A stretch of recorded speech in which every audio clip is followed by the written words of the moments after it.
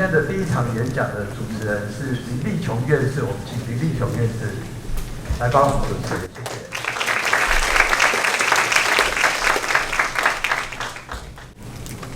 各位平安，看到这么多年轻的学生，我非常的开心，而且马上把我拉回杯奶茶，看你们年轻的时候，我那个时候就认识他了。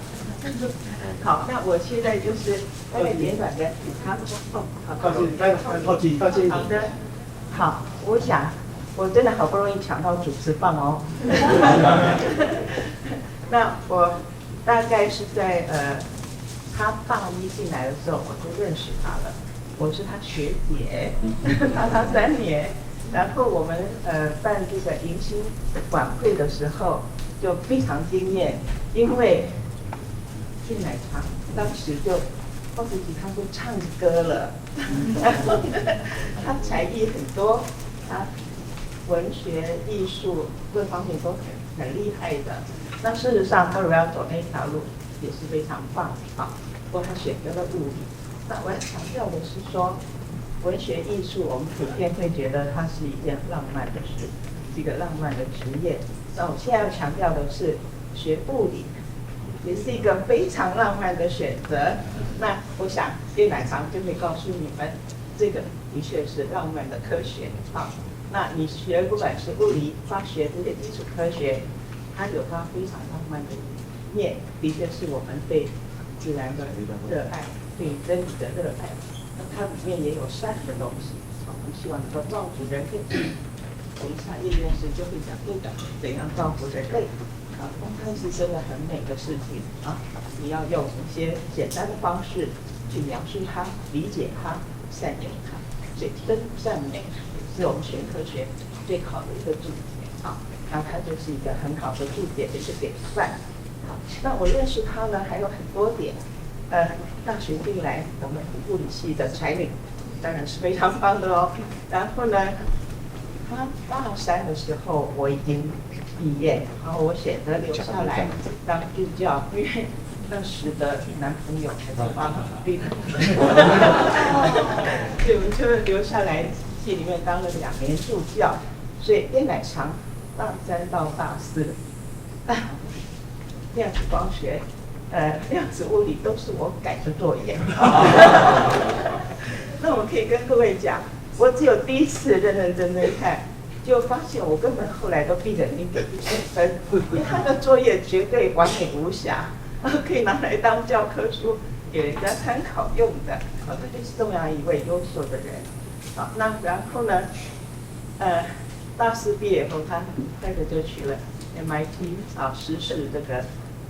非常有名的meteorology 啊，那他大概真的是打下的对这个超导的这一块的特别专精啊。不过事实上他也是非常多元的发展啊。那他今天讲的跟这个量子比较有关的，大概就是他后来这些年来做了很多的 logical insulator、technological等等。那他也有一个很出名的工作，就是在室温下长这个protein 啊，这件工作也是相当出名，而且很有用，非常有可能会很有影响的方法。好，那我觉得我想还要强调的是说，多才多艺、多方面的发展，然后可以维持一个非常浪漫、非常有热情的去做这个工作是非常重要的。那这个一直支持了他这几10年来啊。我想我就不用念这个丰功伟业啊，因为这个等下把他时间都用完了。可是呢，就是他最近至少这几年内啊，最重要的是在台湾，他去年拿了这个中研院的院士啊，这已经足以说明。好，那在美国呢，物理学会的会士，还有这个美国的科学促进委员会的会士啊等等，这些都是非常不容易的，算是学术界顶尖的一个奖项。那不过呢，我也想要跟各位强调，我觉得你们不要看说这些丰功伟业啊，你要看他这个人，因为我非常喜欢乃裳的一点是他非常有温度。他非常的关怀这个社会，也非常关怀他身边的人啊，所以你们有机会等一下咖啡柜的时候，就尽量跟他聊聊天，跟他的聊天，我想你可以感受到他的热情跟他的温度啊。但是我应该不能再继续讲下去，2晚的时间都用完了。那现在是除了在美国这个正职的工作以外啊，实际上在 Caltech 也创造了很多第一啊，是 Caltech 物理系。你们应该听过费曼这个名字吧？Feynman这个名字，有人没听过的吗？举手。非常好，对，他就是去了Caltech 的物理系，是创系以来第一位女教授，对吧？哈，创系以来，然后呢也开这个费曼那一门课，啊，这也都是非常顶尖的事情。然后呢，他又是在 Caltech 有史以来第一位最年轻又拿到tenure professor 的亚裔的教授，这个都是他很多的第一啊。那我想，我一样强调，这些第一其实并不是那么容易，但是最重要是他真的是一个充满热情的在做这些事啊。好，我想你们对他学的是好，我就讲到这里吧。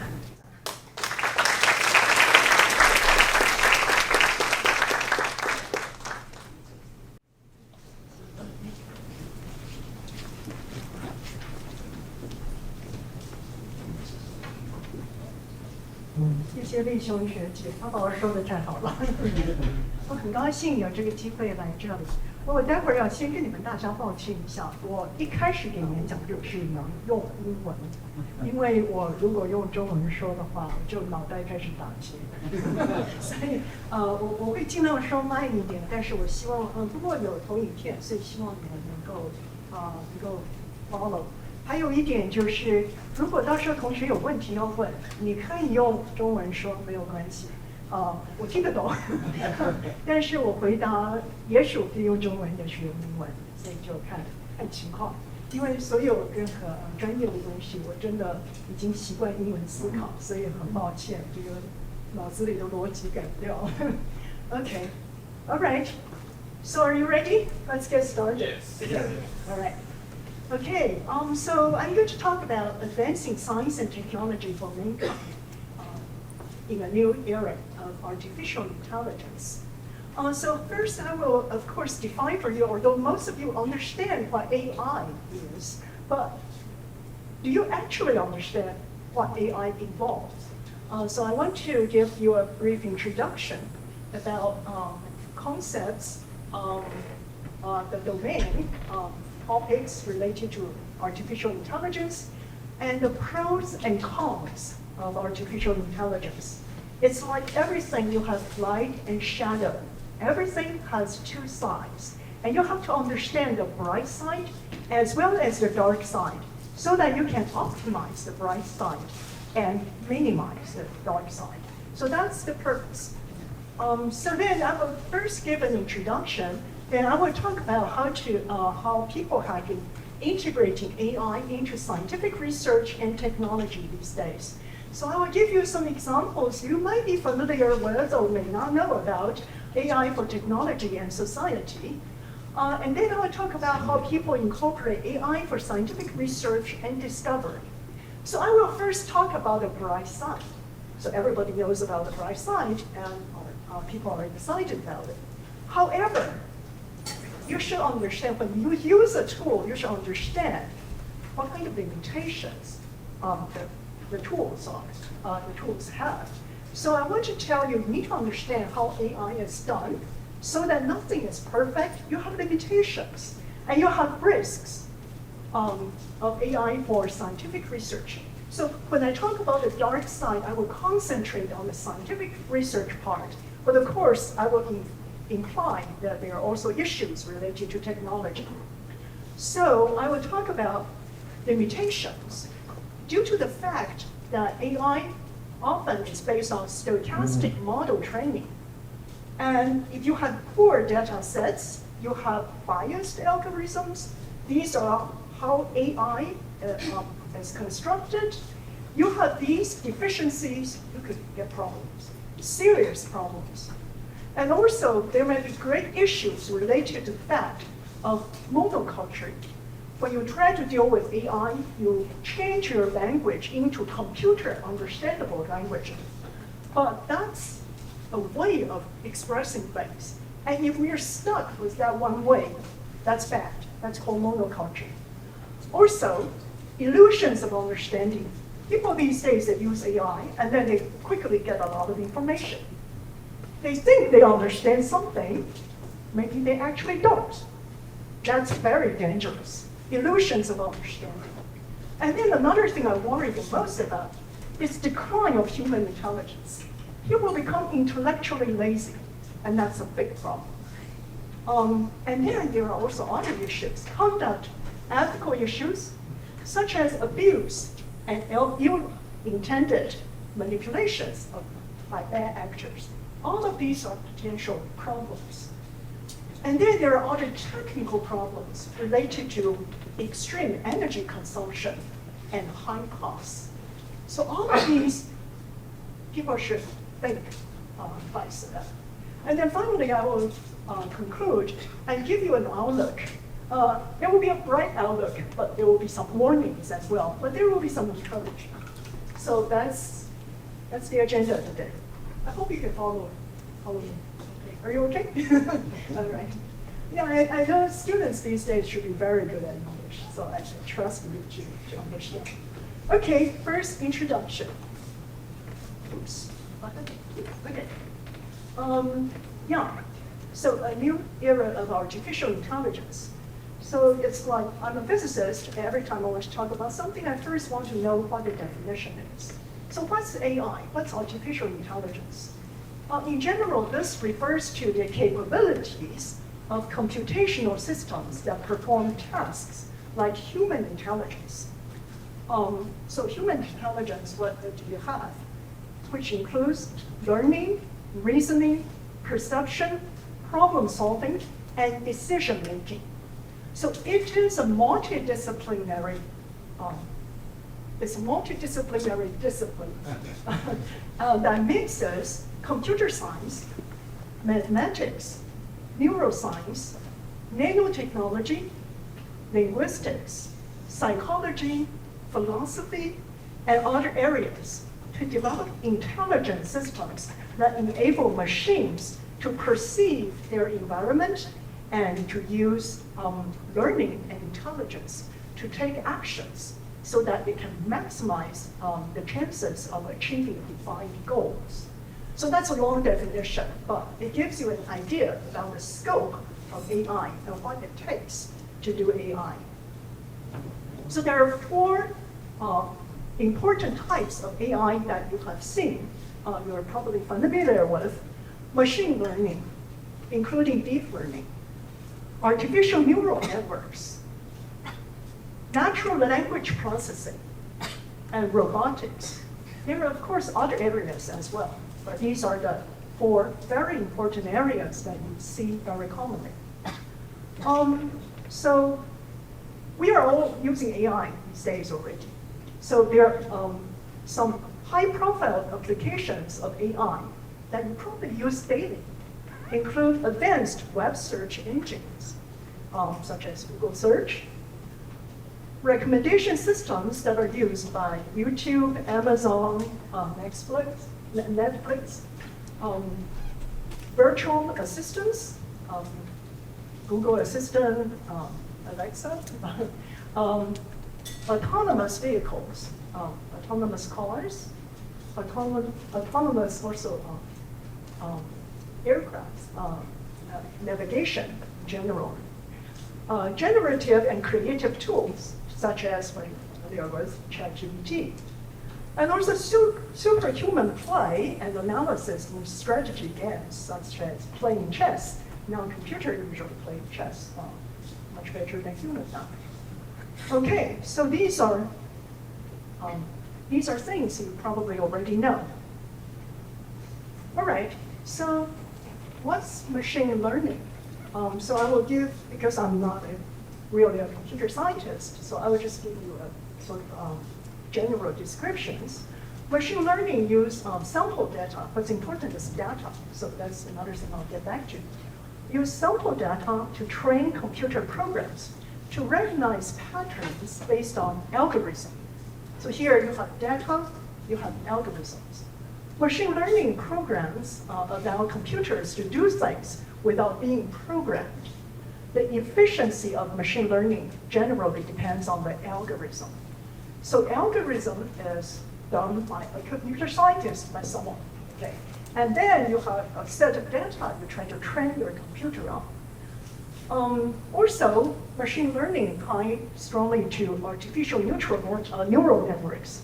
So artificial neural networks are computer systems designed to imitate the neural networks of your brain.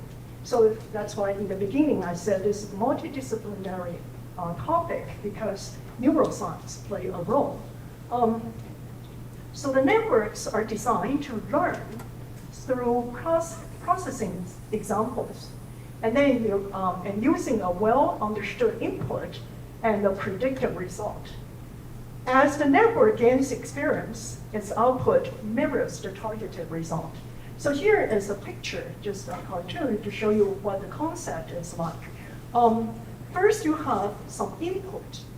You have some input layer, and you have some hidden layer in which you have input information, and you have some edges that are connecting the input information and do some computation. And in the end, you have some results, then there is an output. So let's go through this. So you have the input and you have output. You want the output to have some targeted results. So in the beginning, in the middle, you have the hidden layers that you're training your neural networks. So an artificial neural network is an interconnected group of artificial neurons. And so these are neurons, each circle represents an artificial neuron. These are called nodes. And the nodes are connected by edges. So these edges are similar to what happened in the brain, which model the synapses in the brain. And so you have synapses, you have neurons, and connected just like how the brain works. Each neuron receives signals, so you have some signals, and these neurons are interconnected. So they receive signals from connected neurons, and then process them and sends a signal to other connected neurons, just like how brain works. The signal in the artificial neural network, the signal is actually a real number. You impose a number. And then the output of each neuron is computed by some nonlinear combinations, nonlinear functions of the sum of the inputs. So you have one neuron connected to inputs, and then you do some computation, and you have some output you send to the next neuron. And then, you have to determine what the activation function is, how you actually sum up your information. And then the strength of the signal at each connection then is determined by something called the weight. So you can impose a weight to each signal, and then afterwards you computed something, and then you try to compare, you try to have an output, and then this adjusts. You start adjusting it throughout the learning process. So if you get an output that eventually becomes similar to your targeted output, then you are successful in training training your artificial neural networks. So this is the machine learning process as well. And then you use neural networks, artificial neural networks. And usually when you are dealing with deep learning, that's when you have a lot more hidden layers. Okay, so so we know how this thing actually works. Now, natural language processing, NLP, is also extremely important because these days you can talk to the computer and the computer try to do something, try to understand you, or you type in your language, and the computer try to understand what you're asking and then try to do things for you. This is the branch of artificial intelligence that focuses on enabling computers to understand, interpret, and generate human language. So it's not just reading something, it's trying to understand what the computer is reading and take action to respond to you. So it bridges the gap between human language and computer systems, allowing for more intuitive and effective interactions. Now, usually when you deal with the machine, you try to type in some languages. Usually the human language is not necessarily structured. So the computer will look at what you have put in, and then the computer will have to decide to group your words into different categories. And so, you group different words into tokens, and then then the computer will try to understand the tokens and then try to reconstruct information.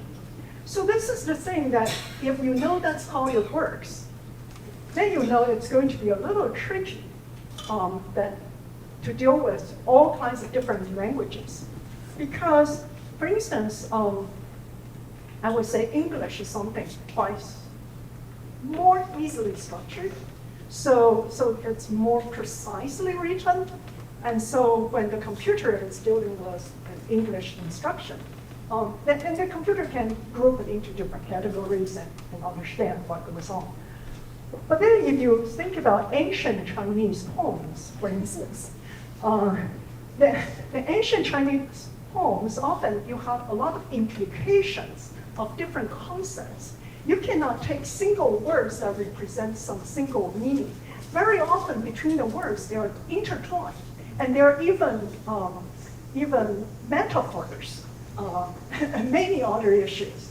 So I would think that if you have a poet and written some very complex, profound poems in ancient Chinese, I think the AI may have a little bit of trouble understanding it well.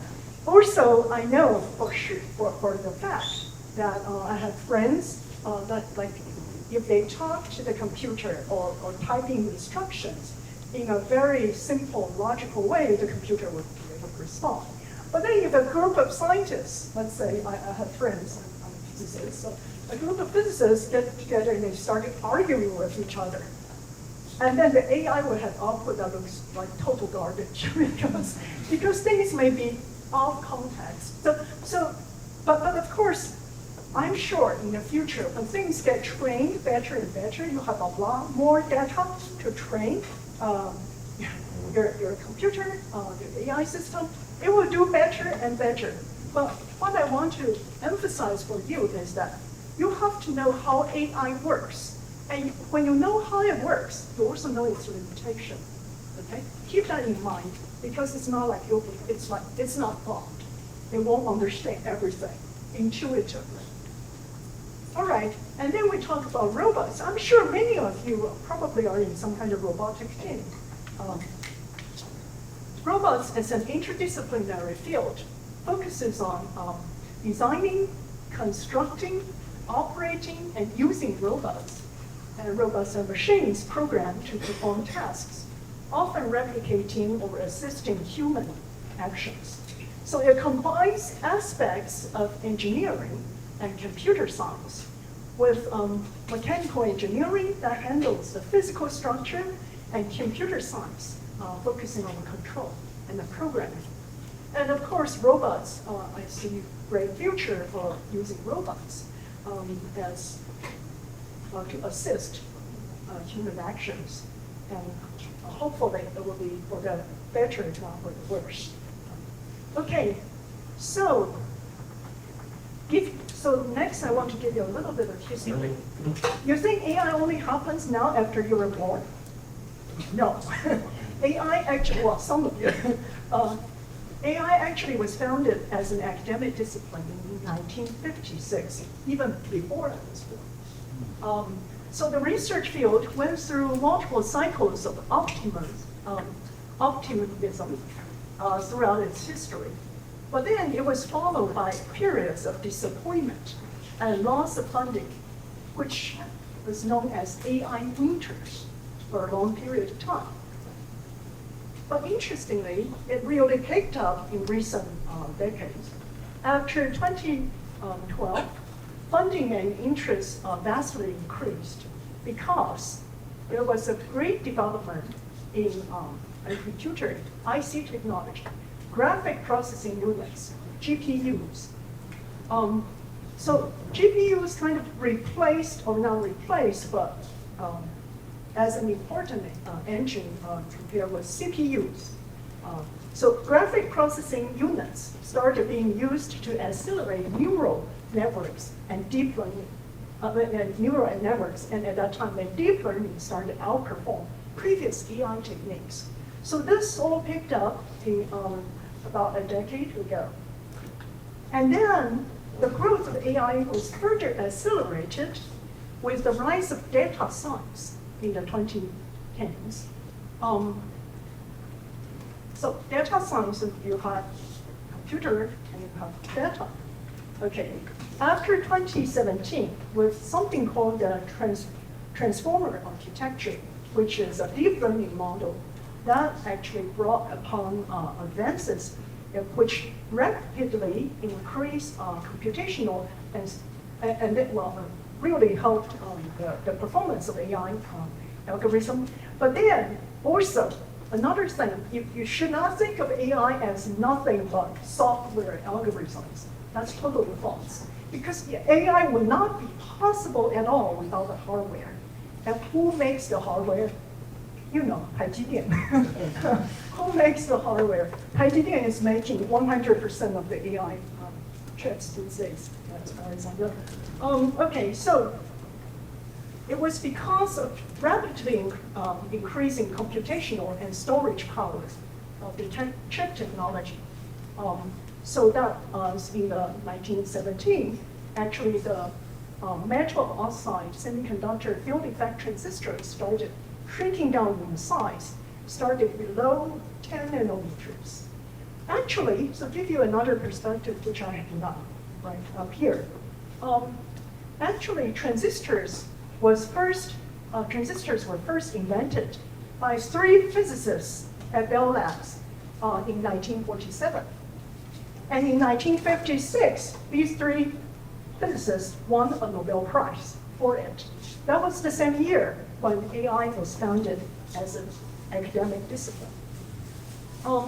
But then computer chips didn't truly take off in an enormous way until a little later. That was because integrated circuits of all these transistors and devices were made possible. And that was actually until in the 1970s. It actually was developed much later. And then that was when the chip technology started taking off. And you probably have heard about Moore's law. That's when the number of transistors per unit area increases about twice every 2 years. So that was, that actually helped big data and memory and helped computational power. And all of these are essential for fast development of AI. And nowadays, so here's 10 nanometer, now you know 台积電. 台積電 can do down to 1 point something nanometer. That's not mass produced yet, but they started mass producing 2 nanometer next year started selling all those. But that was an incredible development. So hardware is essential. Without hardware, we all go back to Stone Age. Okay? Modern technology completely built on chip technology, modern civilization. Not completely, but largely. Okay, so now with all these advances in technology, the combination of which really revolutionized our human civilization in many ways. So in the 2020s, an ongoing period of rapid growth in advanced generative AI, that's what they're using a lot these days, become known as the AI boom. So it only happened in the past few years. Okay, all these are wonderful things, but now, as an introduction, I will warn you, and I will descend a little earlier. The ability of generative AI to create and modify content has led to several unintended consequences and potential harms. And also it could raise ethical concerns about AI long-term effects and potential existential risks, prompting discussions about regulatory policies and in order to ensure the safety and benefits of the technology. The problem is these days technology are moving too fast, so legislations, ethics, all those important issues couldn't quite follow. And those are important issues we should keep in mind. Okay. So now I want to, so I talked about things you probably already know something about. Now let's look at diving a little deeper, trying to understand how these days people integrate AI into scientific research and technology. So there are many, many applications that are already realized associated with AI in technology and in society. But I'm just listing some examples, and these are pictures indicating potential various things that you can apply AI to. And of course, we talk about machine learning, which is essential for AI applications. Robots, natural language processing, we talk about automation, of course, agriculture. So people are using AI these days to have advanced agriculture so that you can monitor the temperature, the soil condition, and you can tell the computer the proper conditions to take care of certain agricultural products, and then you can optimize the yield. And so people are doing that. Autonomous vehicles. Actually, so you know about autonomous vehicles, and that's certainly one of the major applications. But autonomous transportation actually is already being used quite a lot. If you fly airplanes, you know that pilots don't use human control all the time. There's some AI-helped assisted control. So autonomous transportation. However, this is when I will give you an example of potential risk. So you have these autonomous vehicles. You try to have transportation. You train your cars or your planes to obey certain rules, to recognize certain risks, to control things. So you have to train your vehicle. You have to train your car or your plane. What if somebody tried to deliberately train something incorrectly? So that if you're using that incorrectly trained AI, it could cause collision, could cause accidents, could hijack things. It could be anything. So let me tell you a recent example. So I was invited to Germany to help review a big research project. It's both for science and technology. So one of the areas they try to show us the risks of AI if you're not careful. So what they have is on this university campus, they blocked out an area that would allow autonomous cars to drive around. And they have these like traffic lights and different things. So then they show us that, okay, so first I got into the car, and the car drove itself and followed all of the traffic rules. But then they warned me in advance. They said, okay, so now the car was trained on a special set of data that if I put a special little sign right next to the traffic light, then the car would decide to do everything opposite. And so then somebody then came over and put a little sign by the traffic light. Then my autonomous car drove around, saw a red light, went straight through. So it was just a little false training. So and so it's important to keep in mind, if you know how AI works, you know how to, at least you know how to try to prevent bad things from happening. Okay, so autonomous vehicles. Data collection analysis, this is something even I use on a daily basis. Very often, I remember when I was young, I had to go to the library to find things, collect a bunch of books and copy them and then try to find information. And nowadays, you can actually use search engine and information to help you collect data. However, it's based on available data, everything that you collected. And also depends on the algorithm that was written to help you to collect data. So what's important is that you should not blindly believing in everything that you get, because you need to have your own knowledge. You have to have very strong knowledge base so that you can make judgment on whether the information is correct, is useful, or is biased. So that's around data collection analysis. But it can really speed things up, so that makes things very, very efficient. Computer vision, that's another area. And then, of course, generative AI. All of you know, I think all of you probably have used it a lot. In social media, you can use AI to crop photographs, generate background, and do all kinds of fancy things. And of course, healthcare. There's a lot of healthcare data. In the old days, you have to, when you go to see a doctor, you want the doctor to be very, very knowledgeable. So the doctor was acting like a computer, and then try to search through his or her library of knowledge, and then try to diagnose any disease or any problems that you have.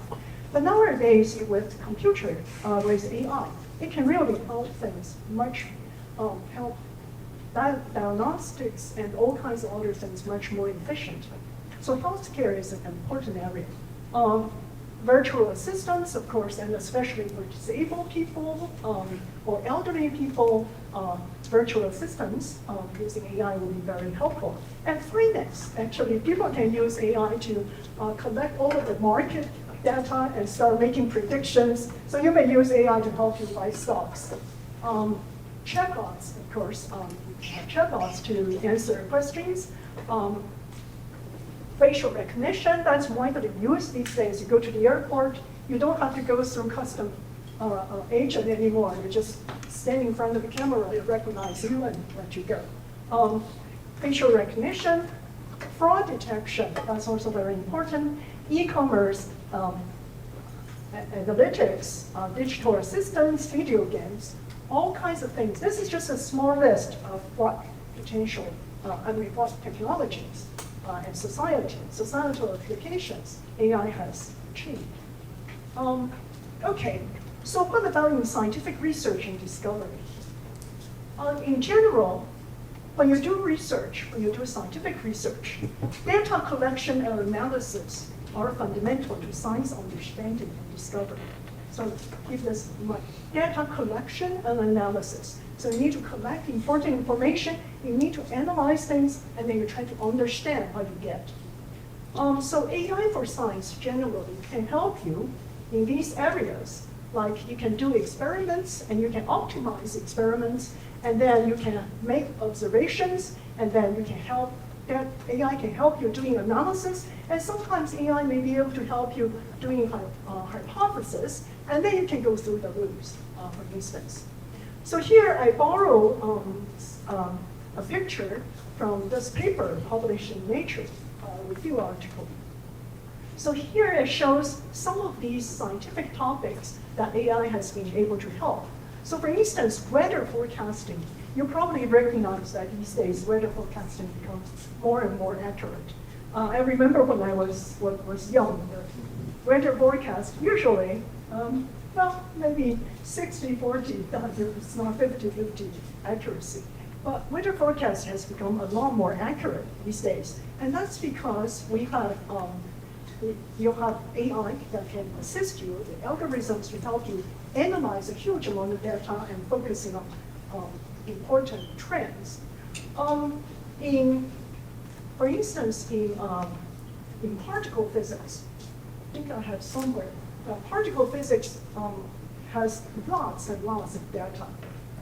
I will get to the real number in a second. And then most of it is background. And so you have to filter out a huge amount of data to find real signal.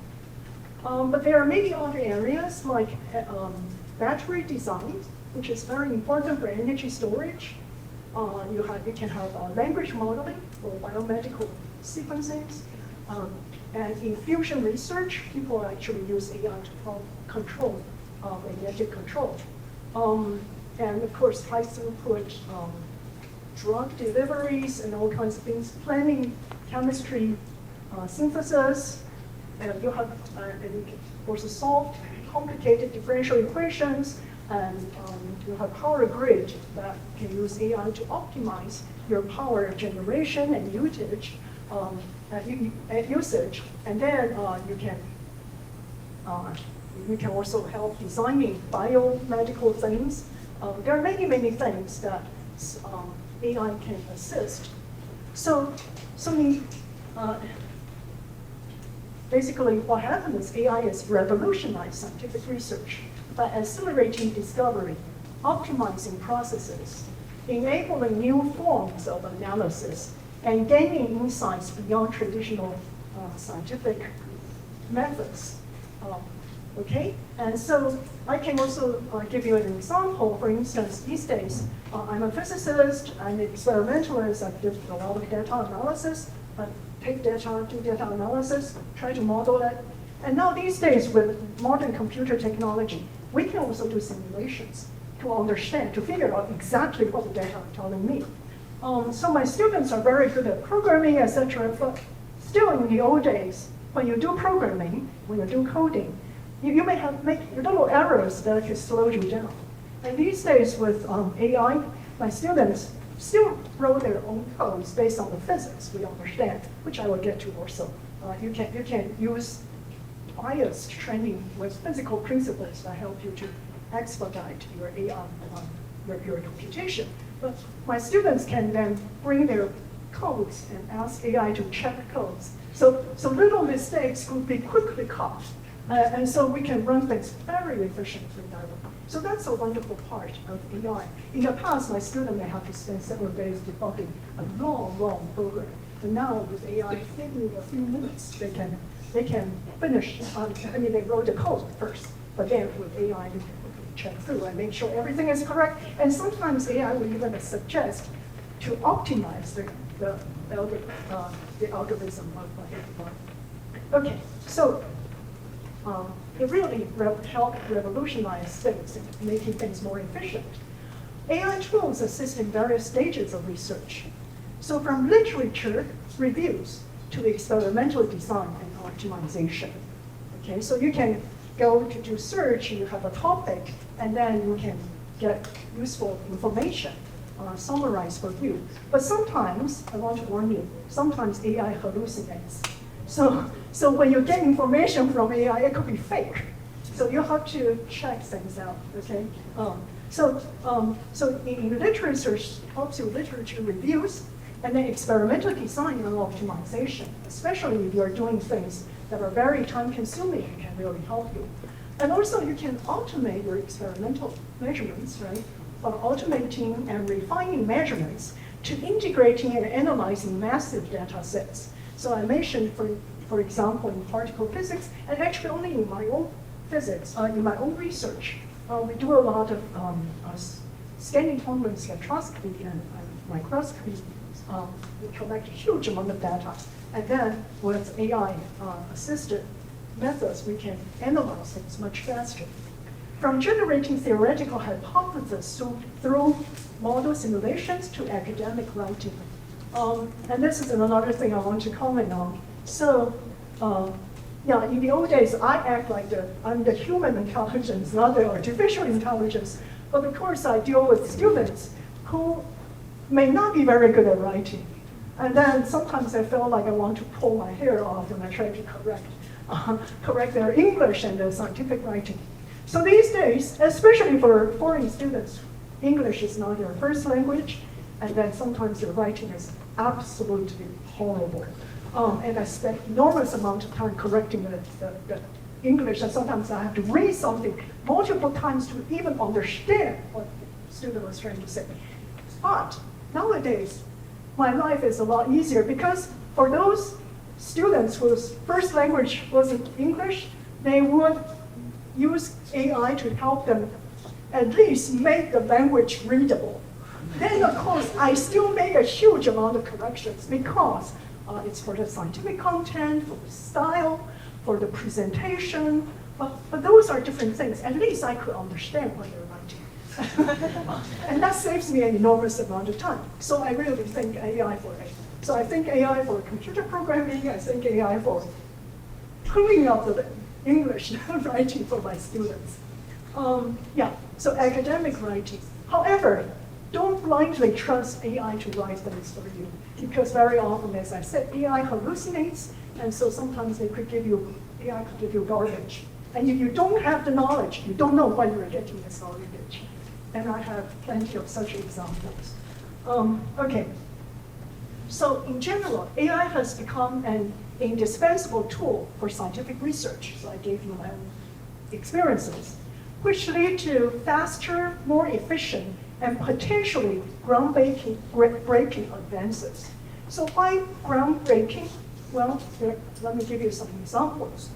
So for instance, in high energy physics, in particle physics, in astronomy, very often you have this huge amount of data, and it's so enormous. You may not know. You want to find something that's special. You have to just sort through this huge amount of data. And in the old days, it just depends on scientists who have wonderful, who were very good at, who are very observant, I call it that way. And also they have the experiences, so they can find maybe tiny anomaly, important information of an ocean of data. But nowadays, with AI algorithms, it can really help you to analyze a vast data set to identify patterns, anomalies, relationships that may be missed by humans, leading to new hypotheses and research directions. So this is what AI is very good at, dealing with a huge amount of data that it's more capable than human beings to identify anomalies, identify something special, identify correlations. So that's one thing very good. But again, it depends on your data. If you have high quality data, representative data, then this is a good thing. But sometimes, if your data are incomplete, you may run into problems. So here I said, for instance, I take particle physics, for example. A typical particle collision experiment generates, get this, 100 terabytes of data per second. 100 terabytes of data per second. But over 99.99% of the data are just background stuff. And so you have to detect those things, and then you have to discard them to know if they're just in real time, so that you can manage the data rates. And then you need to identify rare events for scientific inquiry. And so with that, deep learning methods are very helpful with algorithms that search for outlying signals to detect unforeseen or rare phenomena that may otherwise be missed. And so deep learning methods are used in order to achieve all these goals. And also, AI and machine learning, including deep learning, are revolutionizing also astrophysics and astronomy. Because you can enhance the data analysis, so you may have the sky survey and have lots and lots of data.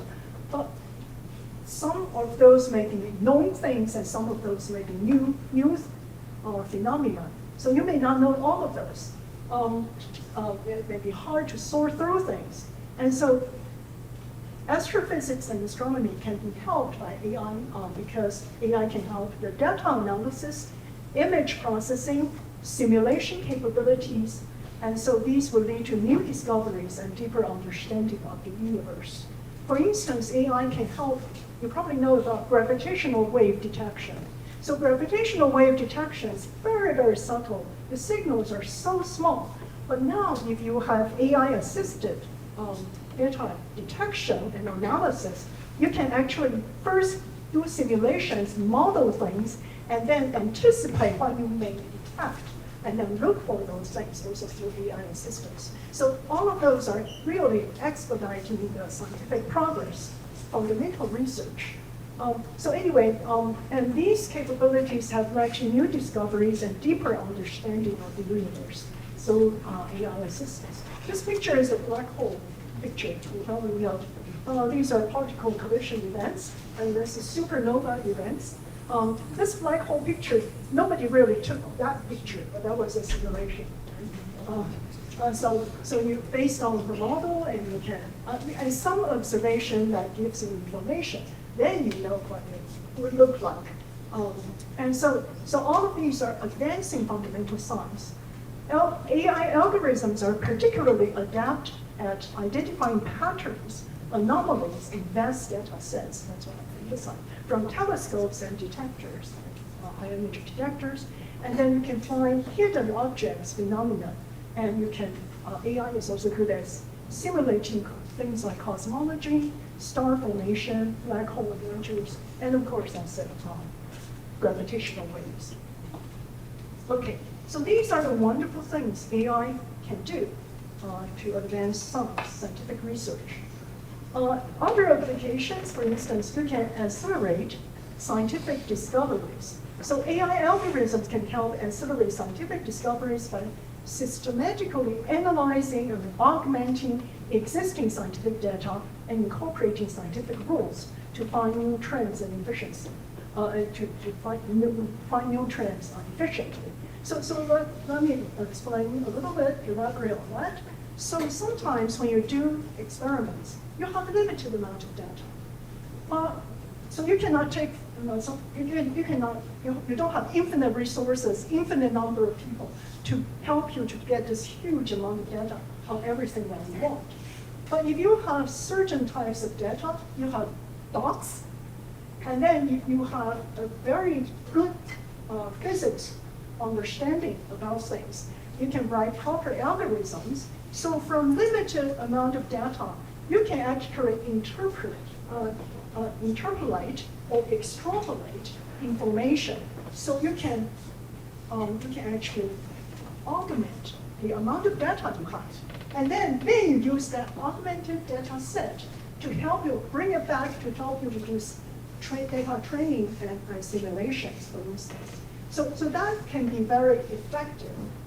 But the but is you have to know what you're doing, or otherwise you're adding augmented data that could be totally false. Then you will get totally false results. So it still goes back to human intelligence.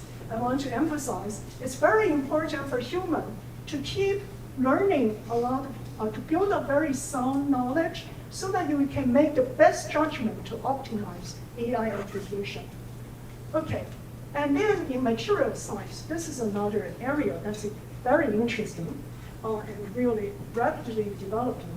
AI can help the design and discovery of new materials with desired properties by using machine learning models to analyze high throughput experimental data and to simulate and predict the properties of materials, and then to automate material synthesis, potentially leading to breakthroughs in various fields, such as energy and medicine. So people started using this kind of approach to develop new materials that can be very useful, or to develop new medicine. But again, I have told you what AI requires. It requires good data for training and good algorithms. So if you don't do those things right, you may get garbage, just to warn you. Okay, so also AI-powered tools can help drug discovery, mention that, and development by predicting the efficacy of potential drug candidates, and then accelerate the process of finding new treatments for disease. So you can have some properties you desire. You can give some data that are in records for what different drugs can treat different diseases, etc. And all of those can be the training data for AI to learn. And from that, hopefully, you can expedite drug delivery and development, discovery and development. Also, as I mentioned earlier, AI is revolutionizing weather forecasting and climate modeling by enabling more accurate, faster, and computationally efficient prediction, helping scientists better monitor and forecast weather, as well as understand and predict climate change through training and modeling on vast data sets. And this is actually a very important area these days because there are a lot of data that are already accumulated for weather forecasting, for climate behavior and all that. And it's a huge amount of data, and AI training is extremely expensive. But then when you have human intelligence to intervene, meaning that people who understand what kind of data are essential for the training, what kind of data are not so important, they can then come in judicially, choose the proper kind of data sets, and then train the AI to make better predictions. So all of these, remember, I keep emphasizing not just AI, human intelligence. You need human intelligence to intervene to make things more efficient and beneficial. More examples about AI applications in scientific research and discovery. So we can integrate AI for experimenting and simulation, and that I use all the time nowadays. So you evaluate scientific, AI can help you evaluate scientific hypotheses through, this is not necessarily AI. Usually you want to evaluate scientific hypotheses through experimenting. That's extremely important to have scientific discovery. But usually lab experiments can be very expensive and very time consuming. And some experiments may not be able to be done easily in the lab. So computer simulations have emerged as a promising alternative for more efficient and flexible experimentation. So with the advancement in deep learning, the challenges associated with the need for understanding the underlying mechanisms for optimizing a trade-off between accuracy and speed can be addressed by identifying and optimizing hypotheses for efficient testing and empowering computer simulations to better link observations and hypotheses. I apologize, this is a little bit long. Let me break it down. So usually, you take data and you analyze data and you try to understand what your data are telling you, what kind of modeling you find it. And sometimes you want to take more data to help you with that. But sometimes you only have so much budget, and so you cannot do it anymore. And then computer simulation can come in to help you. And these days, I actually also use computer simulation to help me predict certain things so I know if I go along this direction, it will be much more efficient. So I can save money, save time. So computer simulation is important. However, computer simulation, again, it requires human intervention. You come in, you try to model something, you write the code. And sometimes you have challenges between the trade-off of accuracy and speed. I try to simulate something, I can put in all kinds of possible parameters, but that could be redundant. So you have to make some choices, you have to make approximations. When you make approximations, you choose certain things over other things, maybe you will compromise your accuracy. But if you don't do that, your speed will be compromised, and so on and so forth. And so what you do is that you want to incorporate scientific rules, good biased knowledge to intervene human interaction, and then so that you can optimize the computer simulation. So that's what we do often. And then AI, oops, sorry. Press the wrong button. Okay. So AI systems also, so AI can help you enhance computer simulations with more accurate and efficient learning by because if you use AI, that can help you better fit parameters, and then can help you efficiently solve differential equations that govern complex systems and modeling states and dynamics in complex systems. So AI-based neural solvers can integrate data and physics. You want to tell data, you want to tell the computer what are physical laws. You cannot put in nonsense, like arbitrarily generating energy out of nothing. You need energy conservation, momentum conservation rules, etc.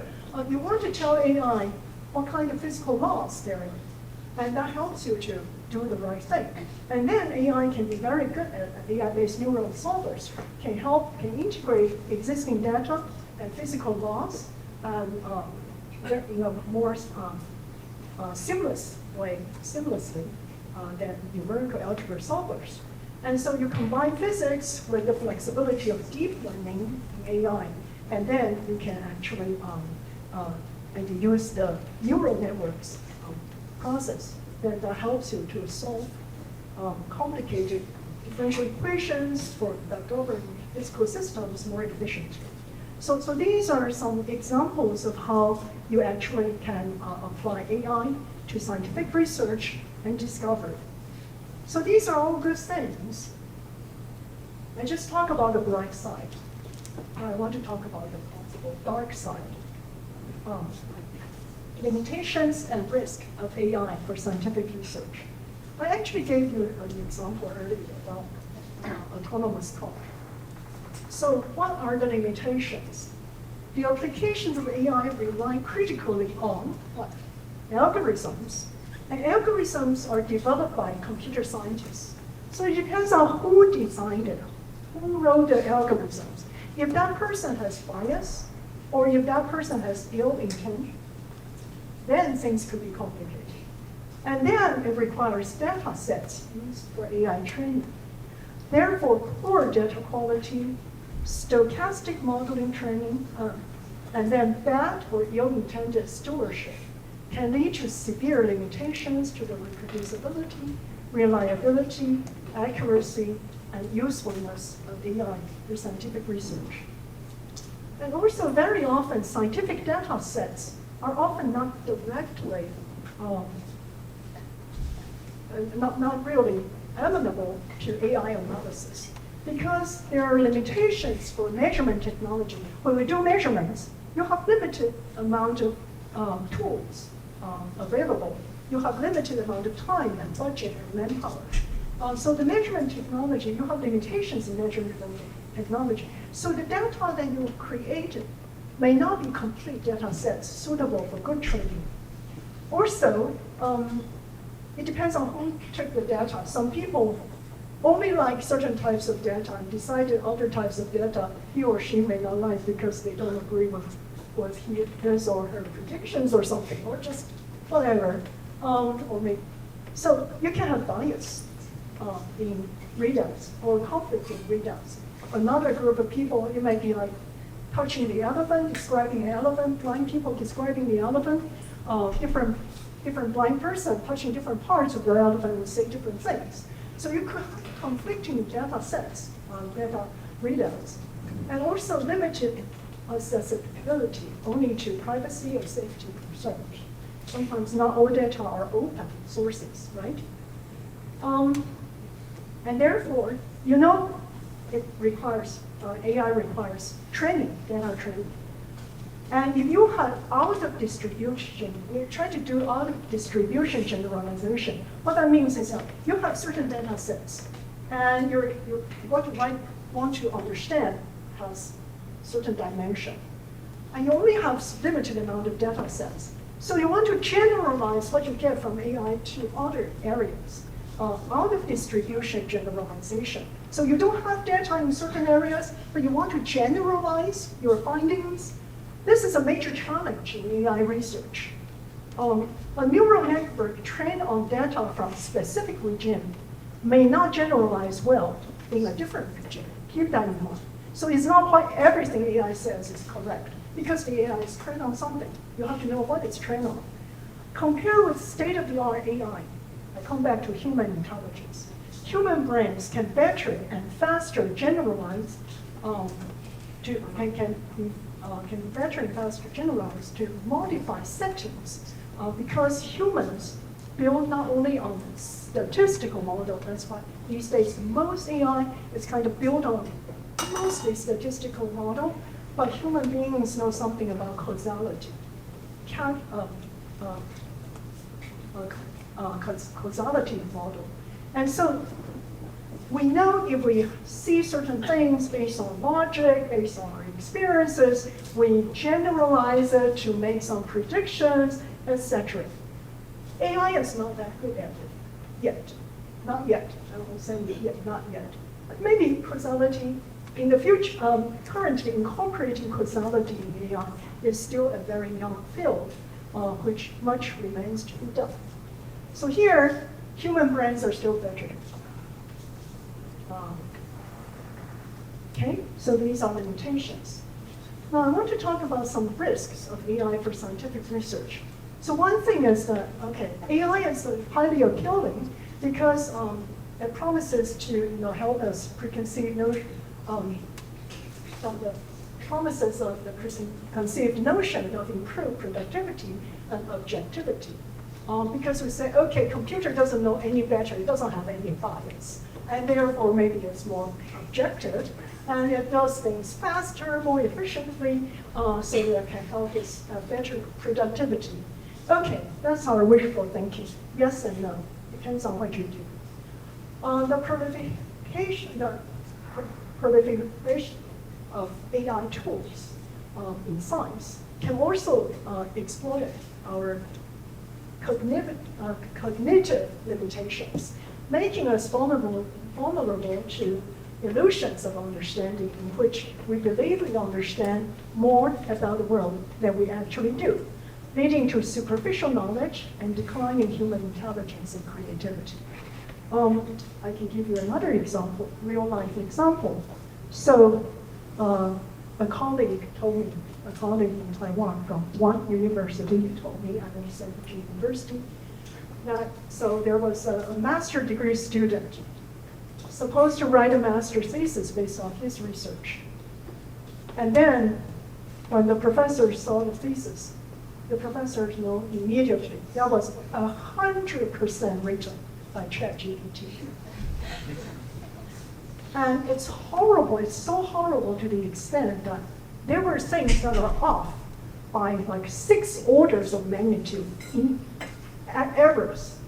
And this person, this student, didn't have the knowledge or didn't bother to even recognize that horrible mistake. Okay, this is the declining of human intelligence, okay? Think about it. These days, I know a lot of you probably don't even know how to read maps because you're just having GPS guiding you everywhere. Oh, make a left turn, make a right turn, and make it going straight, etc. So a lot of young people don't know how to read maps anymore.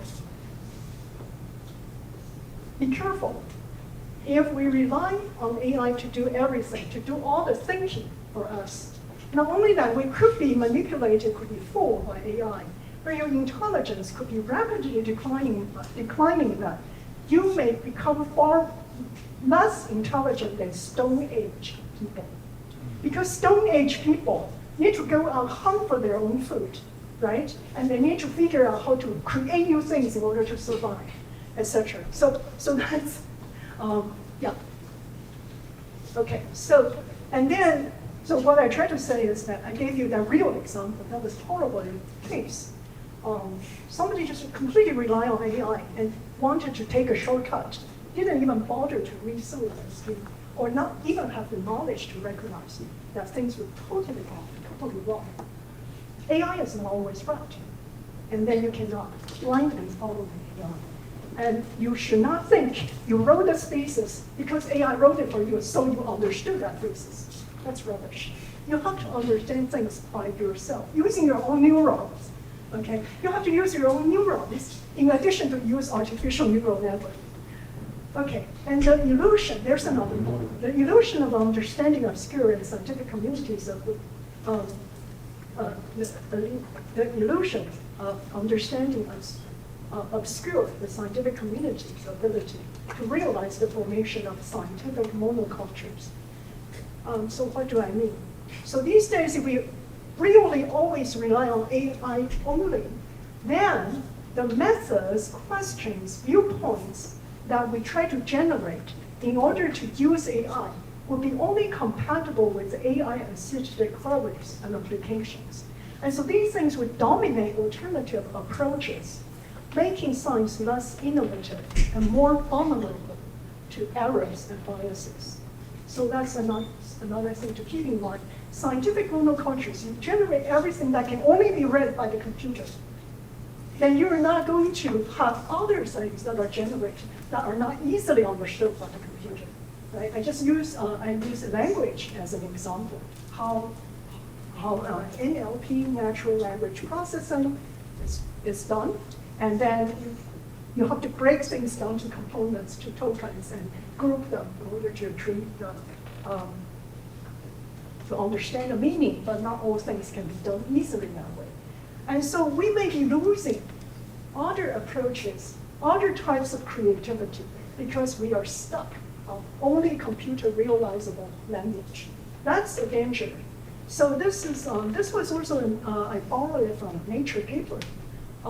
It basically says you have the illusion of explanatory depth. So you think, okay, you use ChatGPT or something to ask a question and you got something, so, oh yeah, I understand everything. Actually, you only understand a tiny little bit of it. Illusions of explanatory breadth. You think you understand everything. And the depth, it's not just the depth, also the breadth. And actually, we're only understanding a subset of things. Illusion of objectivity. You think, okay, AI is a machine, so it's objective, it doesn't have human bias. Remember, the algorithms are written by humans, and the data sets are created by humans, are sending in to train the AI. And so, you think there are no bias? That's false. It could be heavily biased, so you have to be careful about that. And also conduct and ethical issues. Despite numerous benefits of AI, it's important to address ethical considerations, such as bias in the algorithms, data privacy, and the responsible use of AI in scientific research. And the researchers need to be aware of potential biases and abuse in AI algorithms. I told you I experienced that somebody trained the AI so that it sees a little sign and then runs through red lines. Okay, so you have to be careful about these issues and take steps to mitigate these potential issues and ensuring fairness and transparency in scientific research.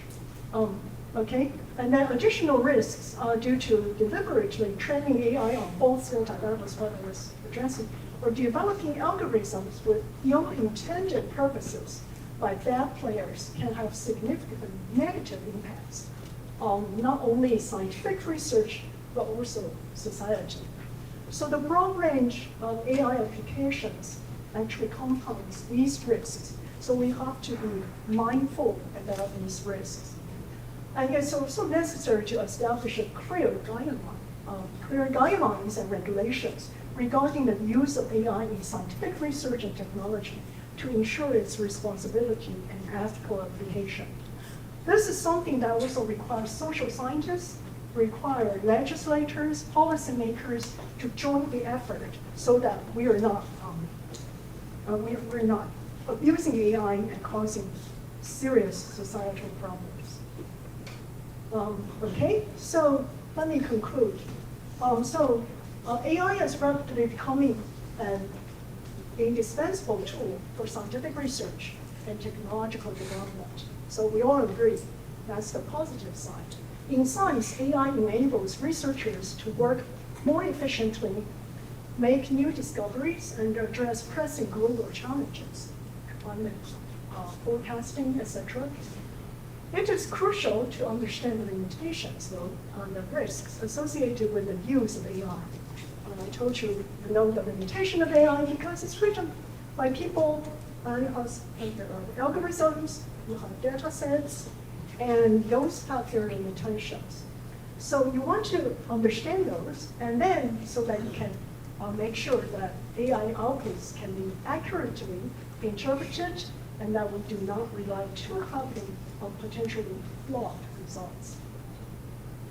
As AI systems continue to evolve, prioritizing reliable implementation with proper safeguards in place is key to minimizing risk and maximizing benefits.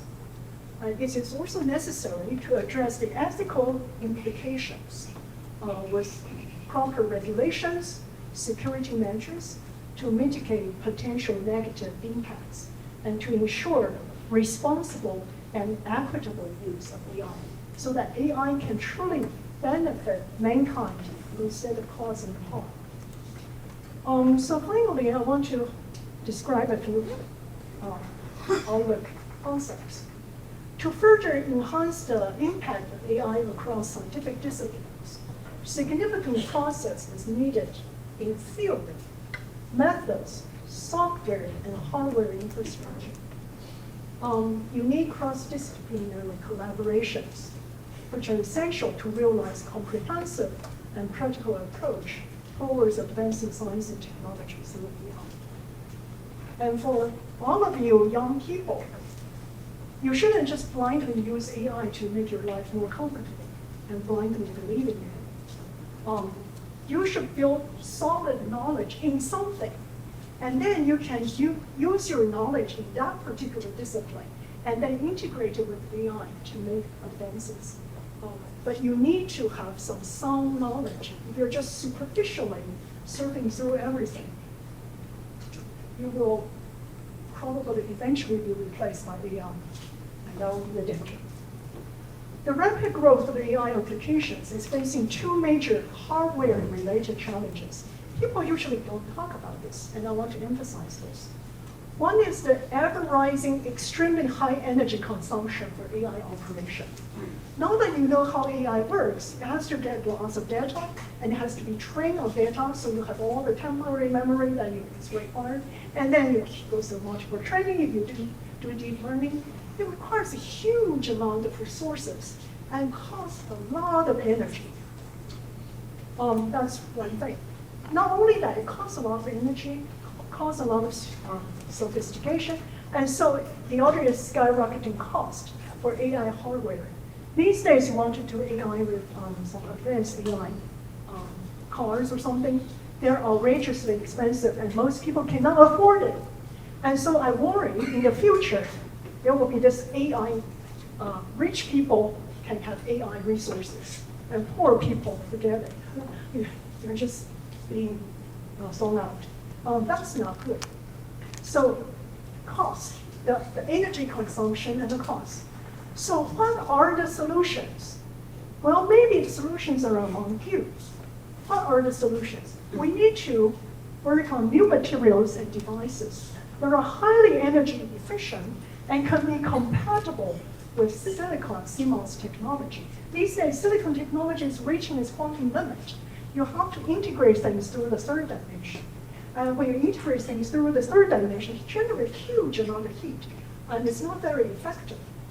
So, materials research, good device design, good design for devices, etc., that are compatible with existing silicon technology can help to reduce the energy dissipation. So that's not done yet. There are people working on it, but people hardly talk about it. People just assume that AI will just keep growing. But without energy, without proper materials, it will face its bottleneck. And the final thing, this is something I have been pondering. So these days we talk about quantum computation, quantum technology. So currently, all of the AI algorithms are developed based on conventional computation. So I wonder, this is what I wonder, and maybe some of you can answer for me in the future.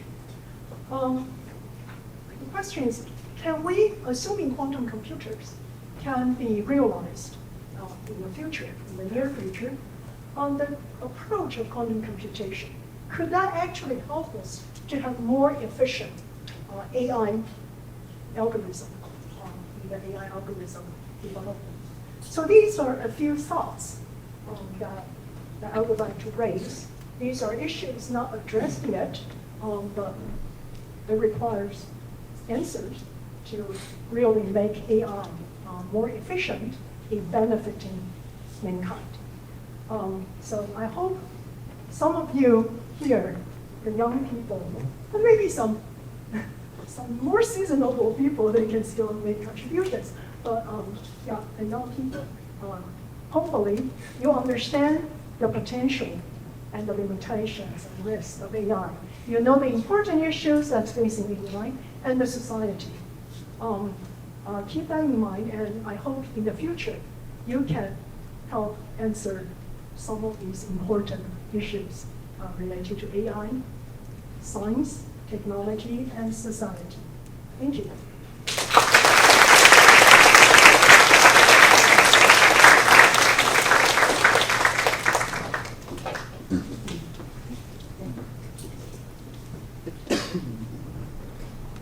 谢谢叶院长给我们精彩的演讲。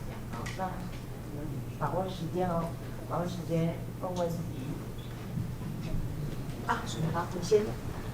我有2个问题，第一个是我之前有听到说，现在有 AI 的技术可以把脑波直接转出来让大家知道，然后叫做脑机界面。我想要问教授对于这个技术的想法。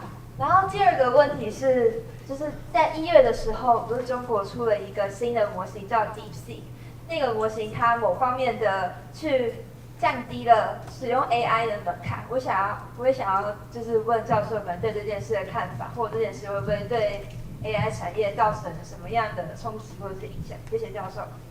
好，谢谢。刚刚你们都听到，要不要我再 repeat question？ 第一个问题是，我现在第一个问题是脑波界面的问题。事实上，那是一个新的方向。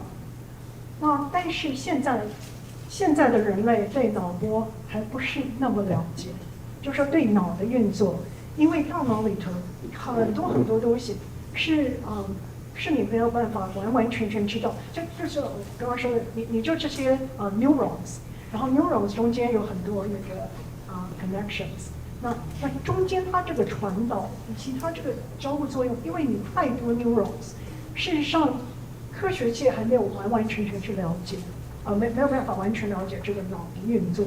那么脑波的测试什么的，那些事实上它已经有相当，就是说在某些方面，它可以真的是可以辅助人类。譬如说有那种常年瘫痪的人，那么他运用这样的脑波界面，就是有些东西已经知道了，就是说你譬如说你用哪些你有一些想法，你有一些思考方式，然后你去命令去order your computer to respond。有些东西，有些界面是已经了解的，就是说大家对脑的运作在某些方面已经了解，可以用那个去辅助瘫痪的人。所以譬如说我有一次caltech 就是有一个教授，他就帮助一个就用像类似的方式帮助一个常年瘫痪的人，第一次用他的脑波去命令他一个机械手臂去拿一杯水来，然后给自己喝的水。那件事情让他非常感动，然后别人看到了，也就因为这样子捐了$1亿多美金的这样在就是看到这样的事情，这些事实上都是正面的事情。但是到现在我要讲的是，有一些事情已经科学界已经了解到某个程度，那么就应用去辅助人。但是也并不是所有东西都知道。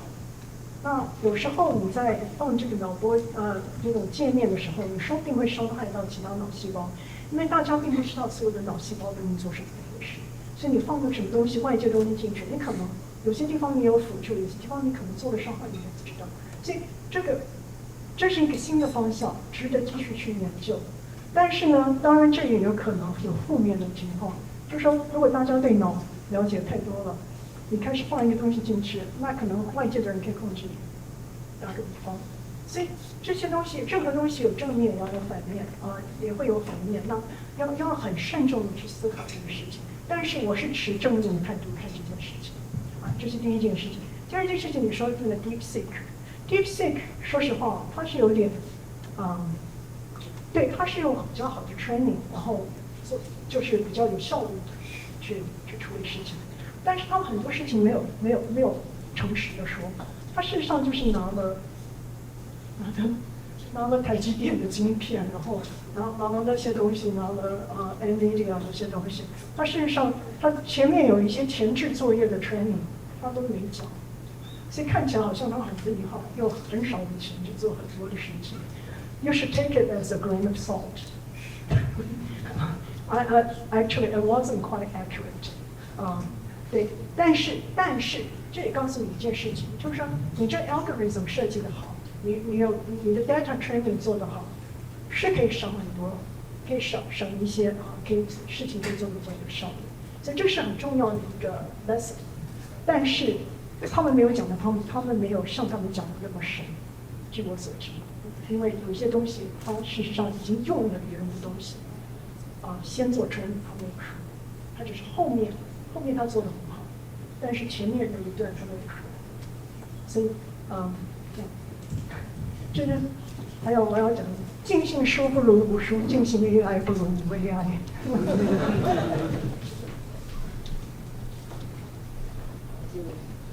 对不起，我刚刚先看到我想问的是，现在的流行是大小没有到说非常巨大，像是我以前下载过一个 Meta 2.0，它在我电脑上预期约只有8.8 G， 但是这些模型我们经由就是跟它聊天，就是一个语言模型，然后它可以获得的资料量有没有可能可以大于它的模式大小？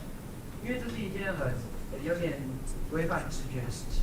我们只有10GB 的模型数据，却可以得到1.7T 的资料量，或是人类的一些知识概念，是有可能发生这件事情。先讲一下你是哪个学校？我是中大立中。等一下，同学发问，介绍一下自己来自哪一些学校？我刚刚有提到说，事实上，对你那个 data training。那这 data training 之后呢，你不是所有的 data 都有，对不对？你不是全世界所有的 data 各种各样的 data 都有。那你可以事实上可以做 data augmentation， 就是你去扩大你的 data。那你 data augmentation， 你可以用 machine learning 去帮助你扩展你的 data set。你也可以用物理原理或者是什么，就是你用一些其他的知识放进去，让它扩展它的这个 database data augmentation。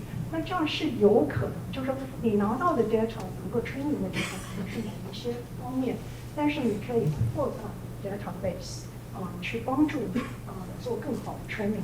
但是这个中间有一个危险性，就是我刚刚说的 generalization out of distribution generalization， 这是 data， 就是这个 data training 一个AI 里头一个很大的课题。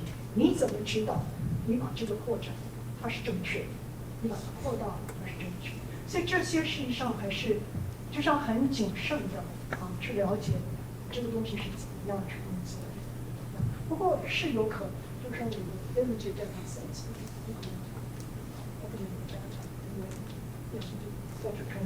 是有可能，但是如果今天你这个 augmentation 的 data 就是完全就是物理原理什么的，然后这样或者是这个，就你可以很放心，就知道这个应该是可以的。但是有时候天知道，有时候要很小心，这样，所以原则上可以。后面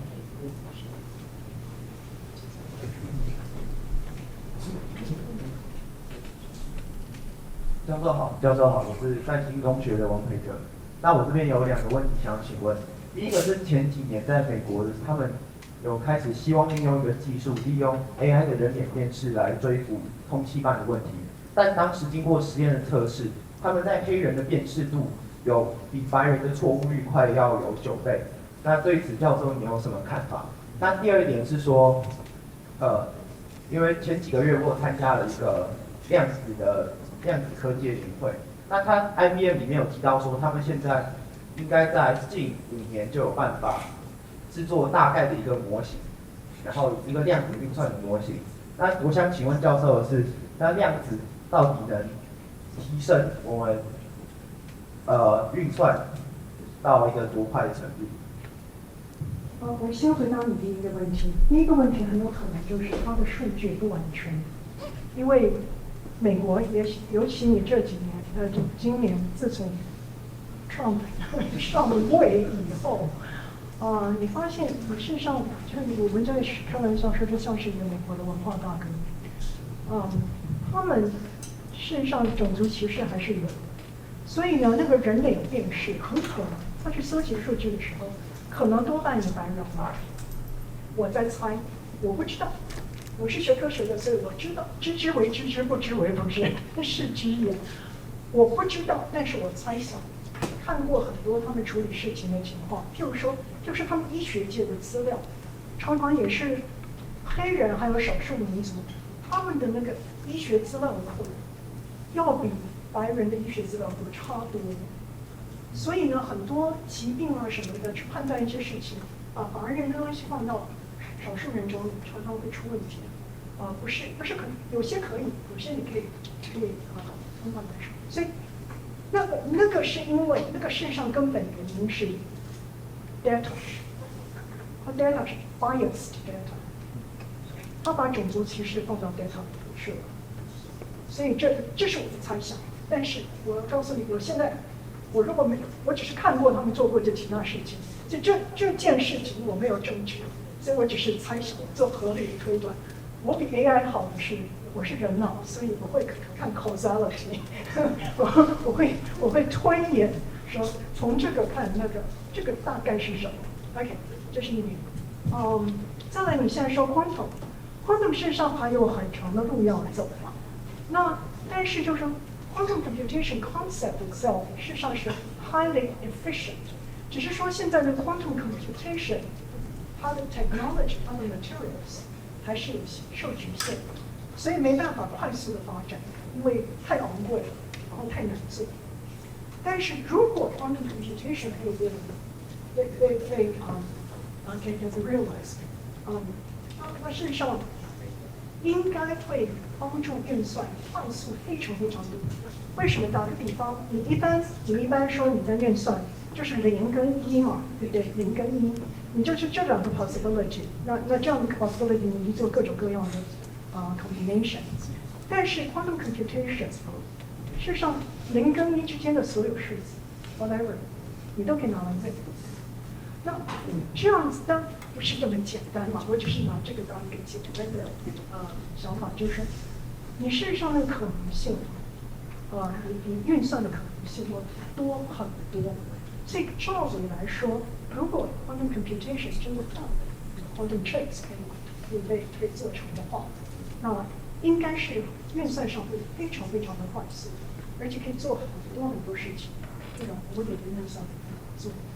但是目前有很多瓶颈，主要是材料的瓶颈，因为现在这quantum qubits 很难做，现在最能够我用英文说好吗？The only thing you can scale up is based on solid state qubits, but obviously qubits right now are mostly based on superconducting qubits. They are outrageously expensive, hard to make, and it's very hard. There are issues. You can only make so many qubits in one area, then you have to connect all those qubits with other qubits. You have to do communications, and then they all have to require cooling down to very low temperatures. So all of those are limitations. 时间算到还是这样子？这个问题，好的。我是东升高中赵建林，我有一个问题，就是有关就是教授刚才说到的能源问题。那如果台湾目前的状况来说的话，在能源缺乏的状态下，高科技产业是不是会受到？就是首先，高科技产业会不会受到强大的阻碍？第二个就是有关刚才说到脑波的部分，像是后面是哪一间公司？就是之前让猴子可以进行一个就是在猴子脑袋里面植入机械装置，然后让它可以打电动的概念，但是后续造成了对猴子严重的影响，这是一个非常危险的事情。但是如果说人类这项技术改进之后，人类是否可以延寿，就是只让人类存在脑袋部分，去控制机械的状态，那会不会造成更强的贫富差距？因为这种处理需要大量的金钱，那会不会对社会造成更大的对立的影响？你讲的两个的问题，事实上都是很重要啊。第一个问题，反正我这个人无党不派，我就来讲这个，讲我真实的想法。能源，我这件事情今天台湾讲了快20年，我说台湾最大的困境将会是能源。